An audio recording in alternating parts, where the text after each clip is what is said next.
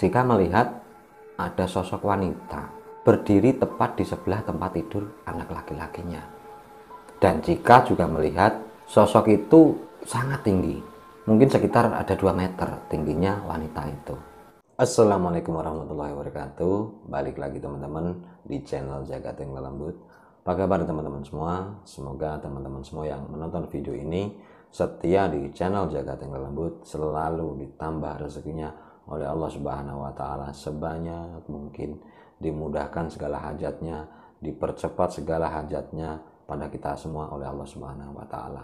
Dan yang satu lagi, semoga kita semua dijauhkan dari segala musibah yang akan menimpa diri kita semua. Amin.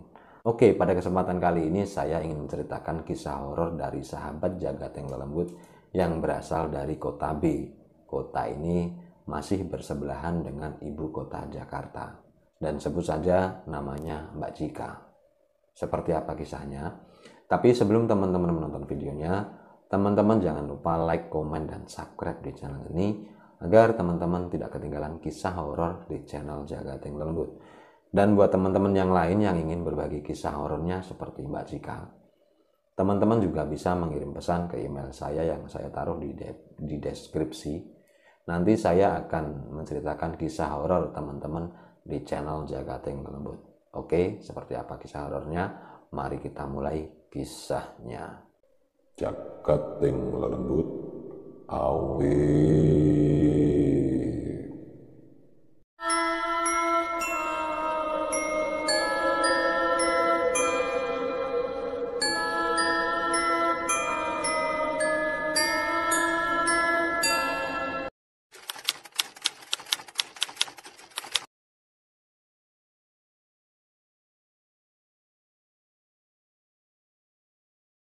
Pengalaman horor ini dialami Cika di tahun 2001. Saat itu Cika sudah menjadi seorang ibu rumah tangga.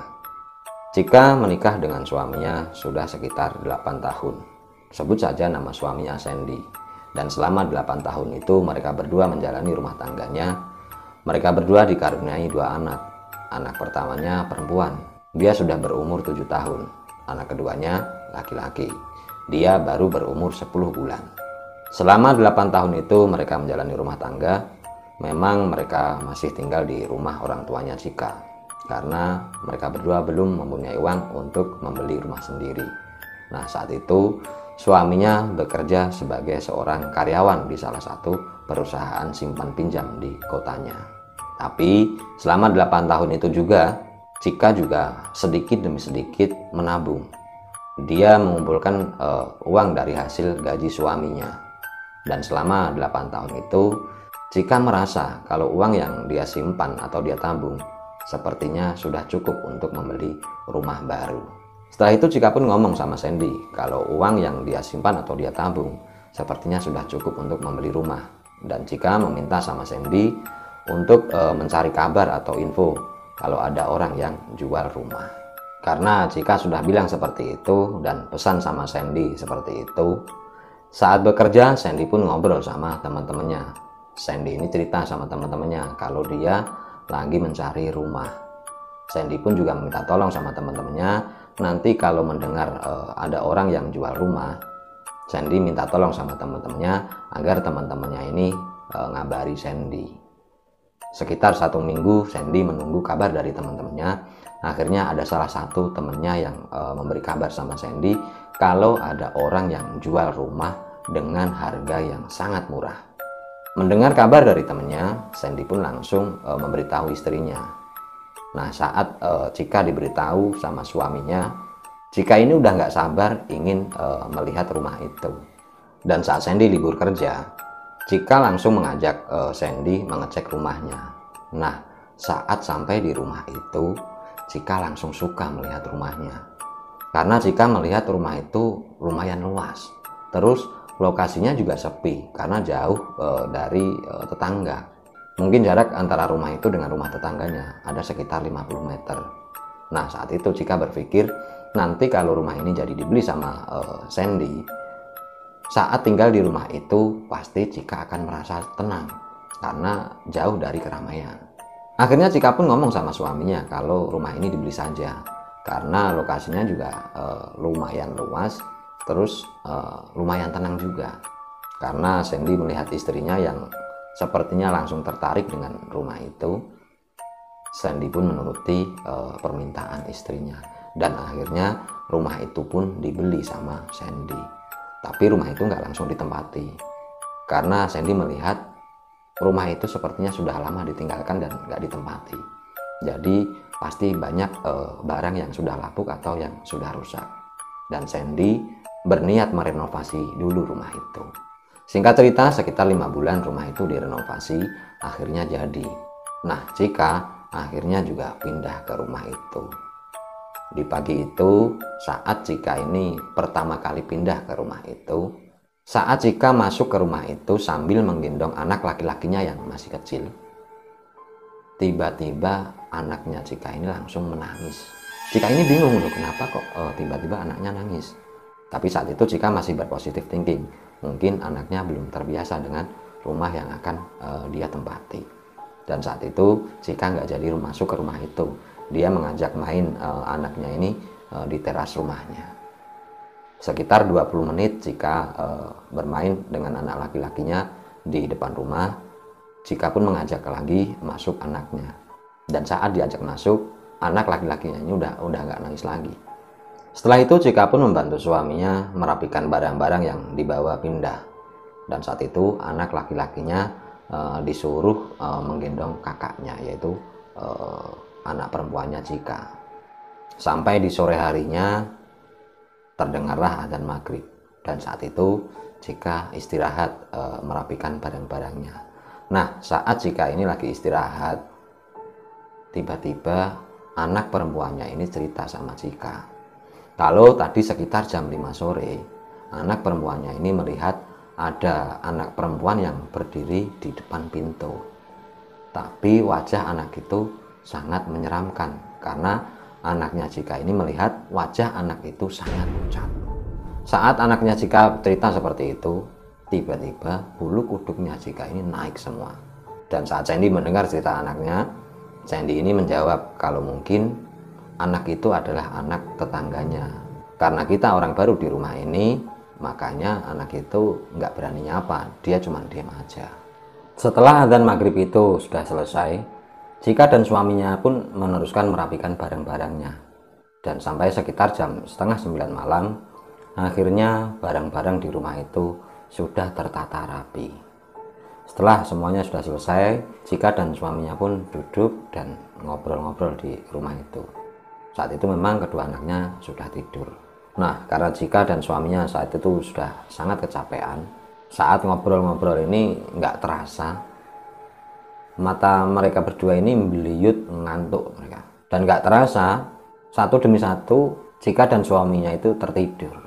Dan saat mereka berdua sudah nyenyak-nyenyaknya tidur, tiba-tiba sekitar jam setengah 3 pagi, Cika dikagetkan dengan anak laki-lakinya yang menangis. Cika karena kaget, dia pun langsung bangun. Nah, saat Cika melihat ke arah anaknya yang menangis, Cika melihat ada sosok wanita bergaun putih yang berdiri di dekat tempat tidur anaknya. Jadi anaknya Cika ini tidurnya di bandulan atau tempat tidur anak-anak. Dan saat itu Cika melihat ada sosok wanita berdiri tepat di sebelah tempat tidur anak laki-lakinya. Dan Cika juga melihat sosok itu sangat tinggi, mungkin sekitar ada 2 meter tingginya wanita itu. Nah, karena sosok itu sangat menyeramkan, Cika yang saat itu ketakutan, dia langsung membangunkan suaminya yang tidur di sebelahnya Cika. Saat suaminya sudah bangun, Cika pun ngomong sama suaminya kalau ada hantu di sebelah tempat tidur anak laki-lakinya. Karena suaminya yang kecapean, terus dibangunkan, terus Cika ngomong yang aneh-aneh seperti itu. Suaminya ini juga kaget dan dia langsung melihat ke arah tempat tidur anaknya. Tapi saat Sandy melihat ke arah tempat tidur anaknya, Sandy nggak melihat apa-apa. Dan saat itu Sandy ngomong sama istrinya kalau di sebelah anaknya ini nggak ada apa-apa. Nah, karena Sandy bilang seperti itu, Cika yang masih ketakutan, dia melirik sedikit ke arah tempat tidur anaknya.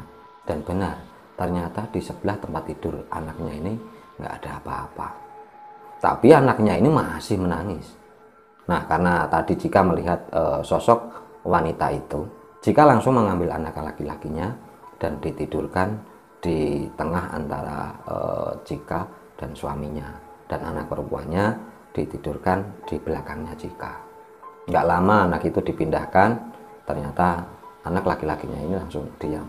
Karena Cika dan Sandy saat itu masih ngantuk karena memang masih kecapean. Mereka berdua pun nggak terasa juga tidur lagi. Dan mereka bisa tidur nyenyak sampai pagi.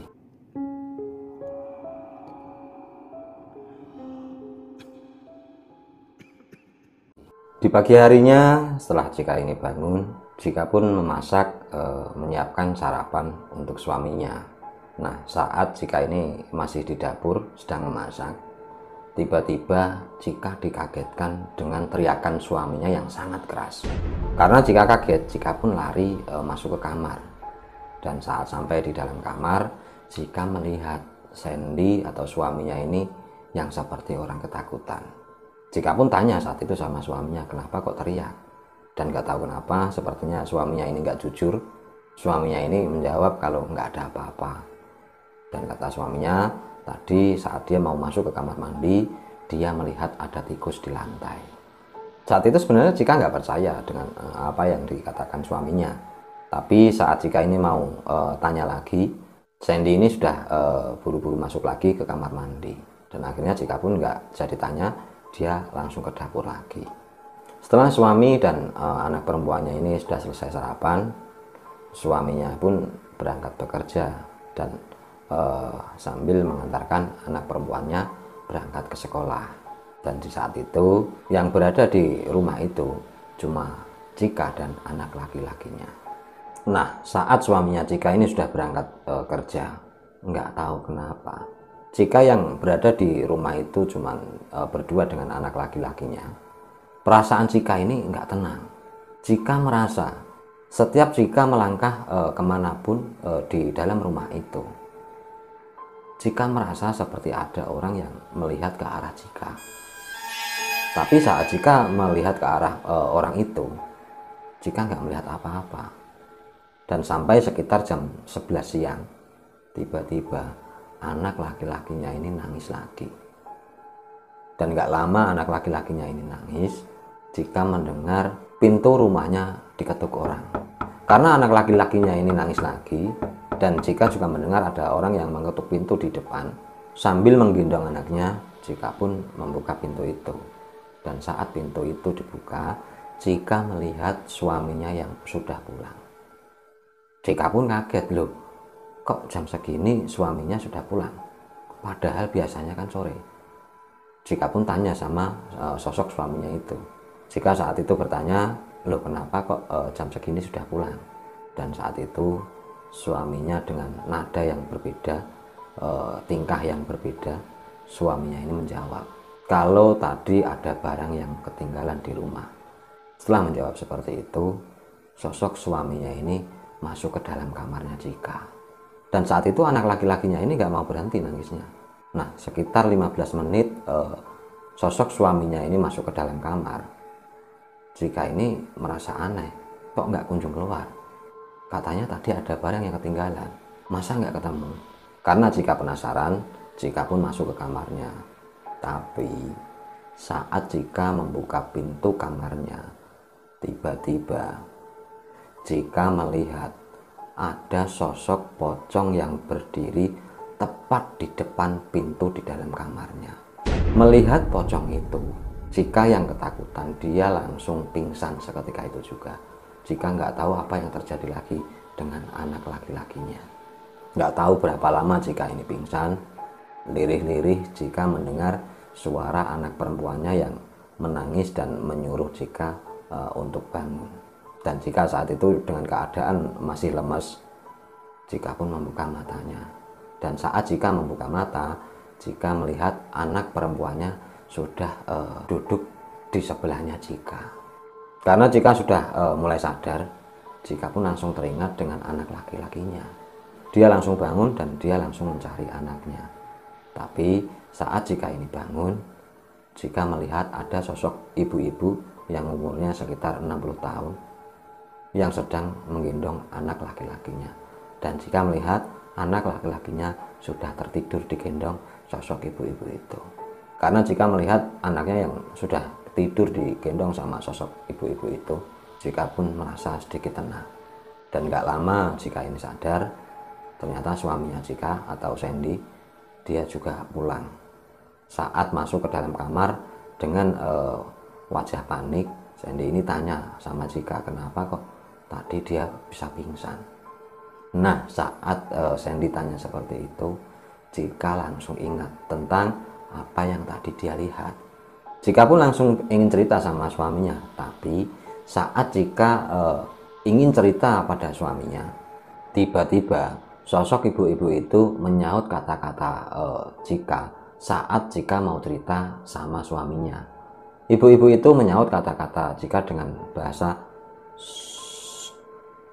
jangan cerita di sini Mbak Jika, ceritanya di luar rumah ini saja. Jangan cerita di sini, nggak boleh. Nah, karena sosok ibu-ibu itu melarang Jika bercerita, Jika ini merasa penasaran dengan ibu-ibu itu. Jika merasa sosok ibu-ibu itu sepertinya sangat paham dengan rumah yang Jika tinggali ini. Nah, karena sosok ibu-ibu itu melarang Jika cerita, akhirnya Jika pun nggak jadi cerita pada suaminya. Dan Jika menjawab kalau nanti saja ceritanya. Setelah ibu-ibu itu melihat suaminya Jika yang sudah pulang dan anaknya yang sudah tidur, ibu-ibu itu pun pamitan pulang. Tapi sebelum ibu-ibu itu pulang, dia berpesan kalau nanti kapan-kapan kalau ada waktu, Jika dan suaminya disuruh main ke rumah ibu-ibu itu. Dan setelah mengatakan seperti itu, ibu-ibu itu baru pulang.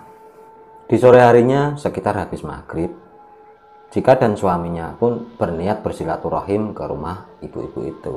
Tapi saat Jika membuka pintu rumahnya, tiba-tiba kilat menyambar-nyambar di depan rumahnya Jika. Dan gak lama kilat itu menyambar, langsung turun hujan dengan sangat lebat. Jika saat itu merasa kaget dan merasa sangat aneh. Jika merasa aneh dengan kejadian yang dia lihat saat itu.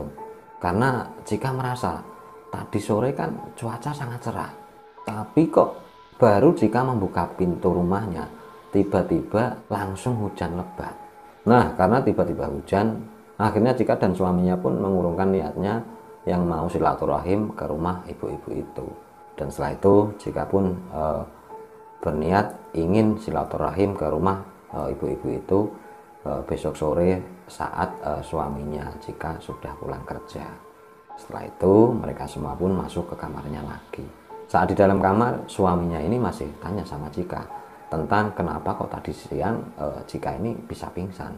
Dan Jika saat itu sebenarnya pengen cerita, tapi karena Jika sudah paham dengan suaminya, yaitu Sandy ini orangnya nggak terlalu paham dengan hal-hal gaib, Jika pun tetap nggak berani cerita. Karena takutnya nanti kalau Jika cerita, malah akan terjadi sesuatu di rumahnya Jika. Sekitar jam 9 malam, akhirnya mereka semua pun memutuskan tidur. Nah, setelah mereka semua sudah tidur, lagi-lagi Jika ini diteror sama penghuni rumah itu. Nggak lama Jika ini tidur, tiba-tiba Jika ini bermimpi. Di dalam mimpinya Jika, dia seperti masih berada di kamarnya. Tapi ada yang aneh. Jika merasa kamarnya ini sangat gelap. Jika pun akhirnya mencari saklar lampu di dalam kamarnya. Nah, saat Jika ini berjalan mencari saklar lampunya, tiba-tiba Jika mendengar suara sosok wanita yang menangis. Jadi Jika ini mendengar ada suara dua wanita. Yang satu sepertinya orang dewasa, ibu-ibu wanita, dan yang satunya anak-anak. Jika pun menoleh ke arah suara itu, dan benar.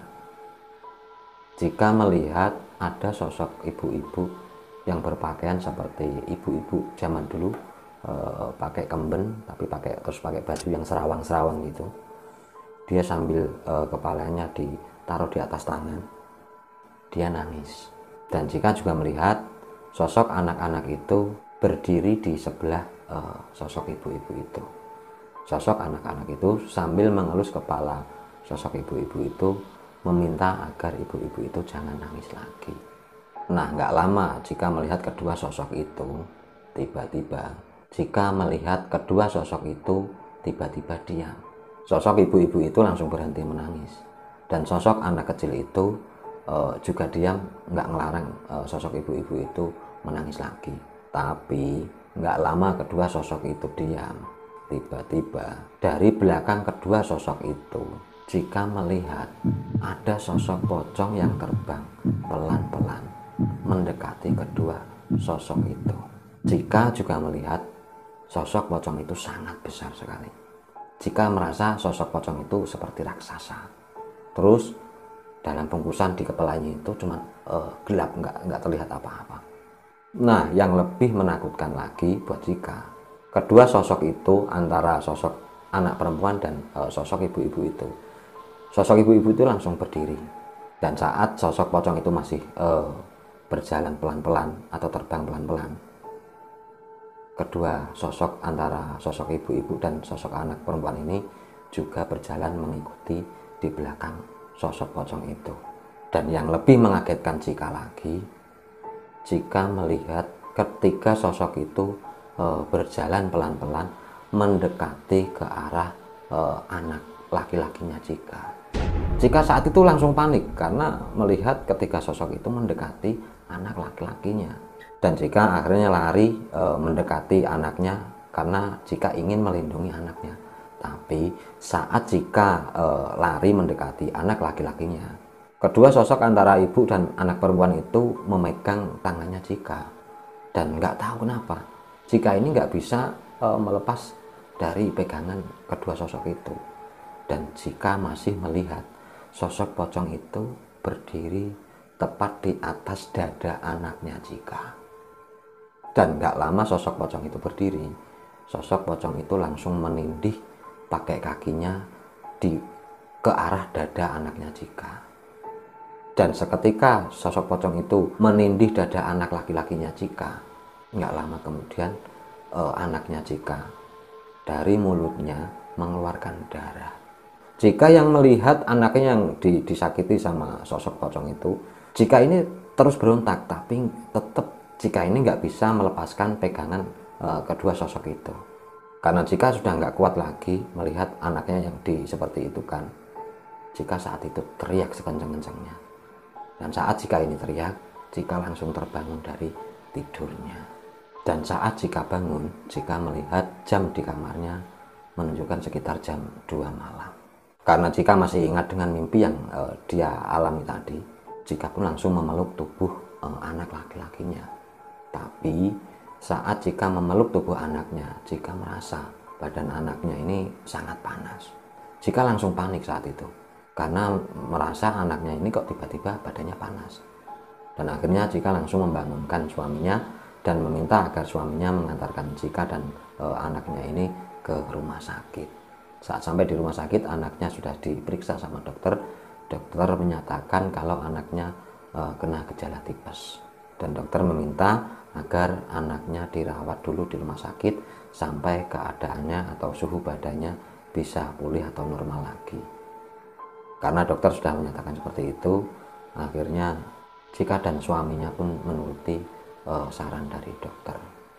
Singkat cerita, sekitar 5 hari Jika dan suaminya menunggu anaknya yang sakit di rumah sakit itu, ternyata anak laki-lakinya ini yang masih kecil nggak kunjung reda suhunya, masih panas terus.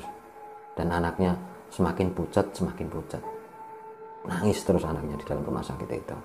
Karena Sandy atau suaminya Jika ini merasa panik dengan anaknya, Sandy pun lari menemui dokter dan tanya kenapa kok anaknya nggak kunjung sembuh. Dan saat dokter ditanya seperti itu sama Sandy, dokter ini sepertinya juga kebingungan menangani anaknya Sandy. Dokter juga bingung karena suhu panas pada tubuh anaknya Sandy ini nggak kunjung reda atau normal. Dan dokter meminta agar ditunggu 2 hari lagi. Siapa tahu di dalam waktu 2 hari itu nanti panas pada tubuh anaknya ini sudah normal lagi. karena Sandy sendiri juga nggak bisa berbuat apa-apa, Cika juga nggak bisa ngelakuin apa-apa. Mereka berdua saat itu cuman bisa nuruti apa kata-kata dokter, apa saran-saran dokter. Nah, saat anaknya Sandy ini dirawat di dalam ruangan, anaknya Sandy ini berisikan 3 pasien, yaitu satu anaknya Sandy dan kedua pasien yang lain.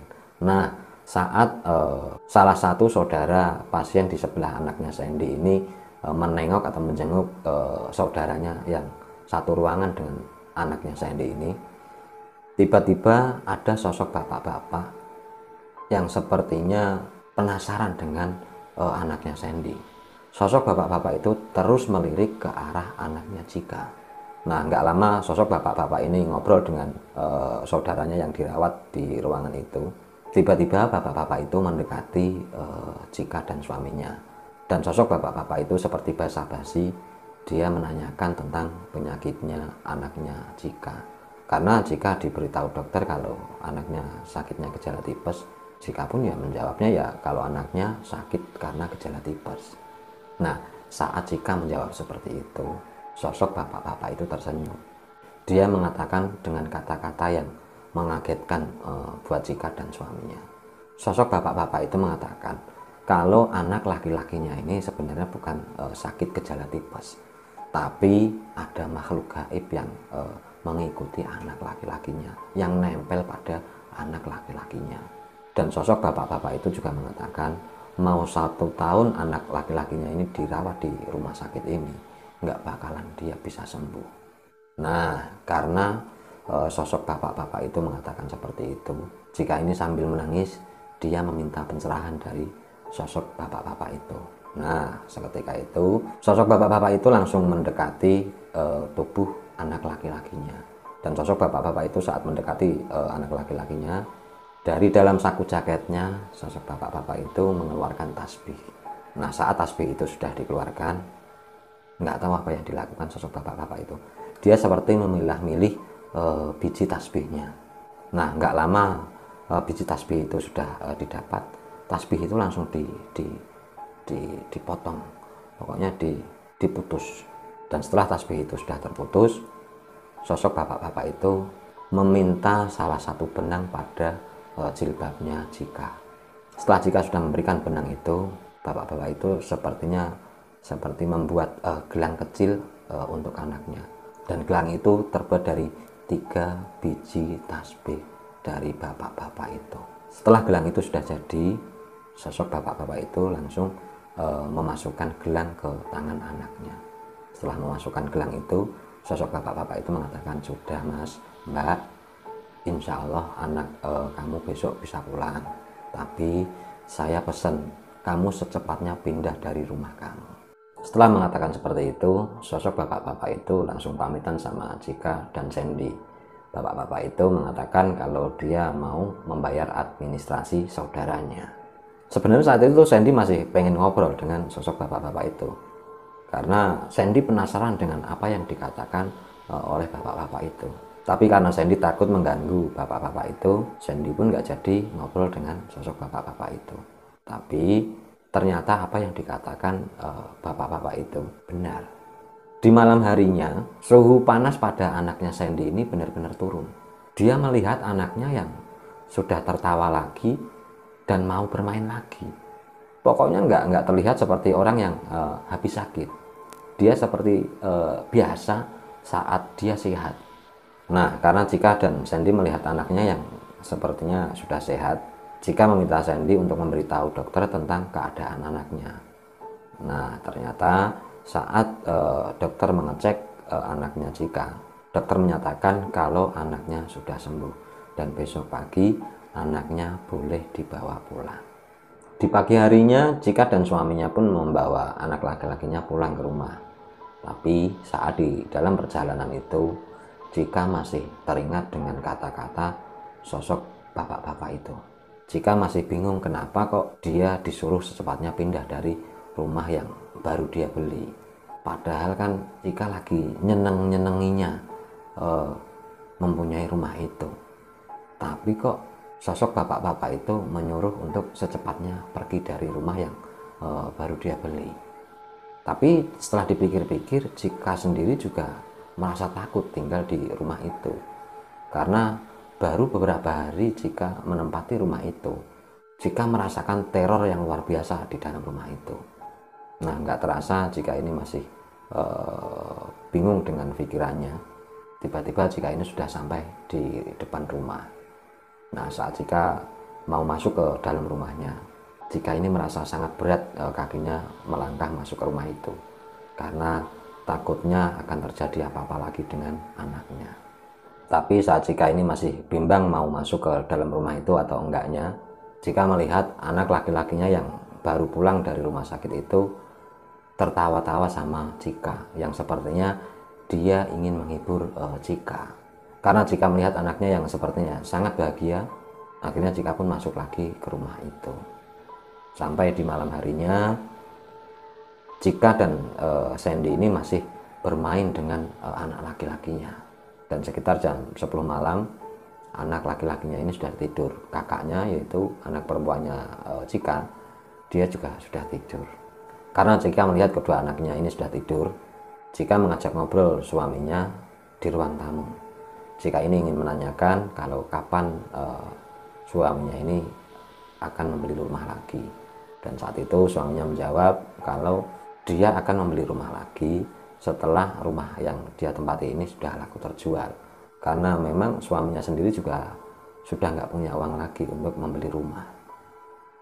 Nah, saat Cika ngobrol dengan suaminya di ruang tamu, tiba-tiba mereka berdua dikagetkan dengan suara cermin yang pecah di dalam kamarnya. Cika yang saat itu perasaannya langsung nggak enak, dia langsung lari masuk ke kamar anaknya.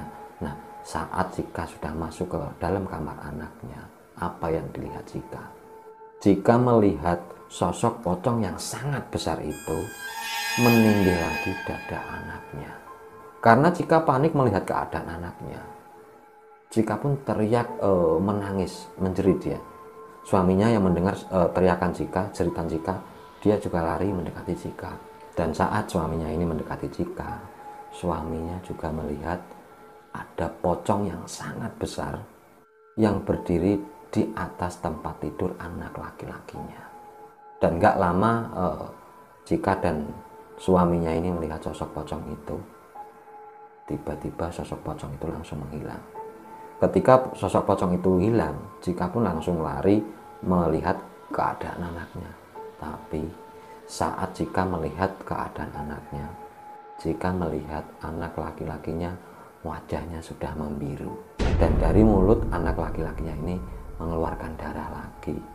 Dan gelang yang pada tangan anaknya ini ternyata pecah. Gelang itu putus dan bijinya ini pecah semua.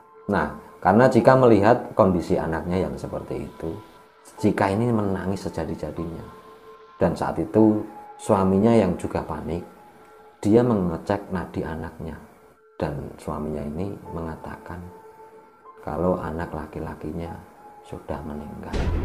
Nah, seketika Cika mendengar kalau anak laki-lakinya ini meninggal, dia langsung pingsan.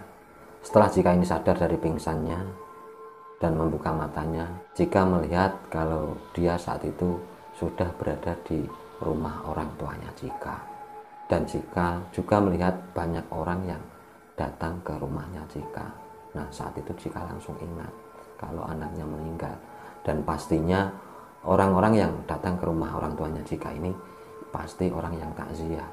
Dan saat Cika ini sadar, dia langsung bangun. Saat bangun, Cika melihat tubuh anak laki-lakinya yang baru berumur 1,5 tahun sampai 2 tahun ini sudah dibungkus dengan kain kafan. Nah, seketika melihat anak laki-lakinya dibungkus kain kafan itu, Cika pingsan lagi. Dan setelah Cika ini pingsan, nggak tahu berapa lama Cika ini nggak sadar.